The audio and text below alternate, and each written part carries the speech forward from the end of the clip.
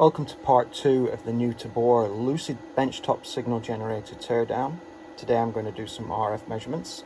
Got the spectrum analyzer set up here, got a 1 GHz center frequency, got the resolution bandwidth set to 100 kHz, so we've got a good sweep speed over 500 MHz. So why don't I turn the RF power on now?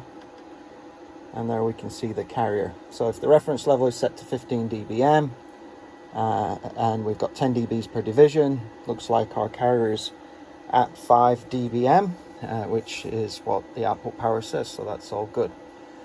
We've got 10, 20, 30, 40, 50, about 60 dBs of range. Here with this resolution bandwidth filter, I can take it down another step to 30 kHz, slows down the sweep speed a bit, but I'm really looking for some spurs in this 500 MHz span. It looks good, nice and clean. Why don't I reduce the span a little to say 10 MHz, and then really bring that res bandwidth filter down some more, so we can see some more of the noise floor of the instrument. Sorry, not the instrument. Well, this instrument, not this instrument. And you can see we can see a little bit of phase noise now, but still in terms of spurs, it's quite good. Why don't I increase the amplitude?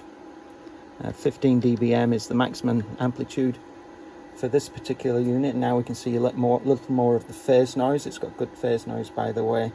On the spec sheet, we do quote the phase noise at 1 GHz at minus 138 dBc per hertz at 10 kHz. Very clean. So why don't I just now change the center frequency here to 2 GHz, so we can have a look at the harmonics. And here we can see the harmonic, and it's 10, 20, 30, 40, 50, 60, say about 58 dBc. Spec sheet says 50 dBcs from 100 MHz to 12 GHz, so that's well within the performance of the instrumentation. As I do the measurements, I do find that the spec sheet is reasonably conservative.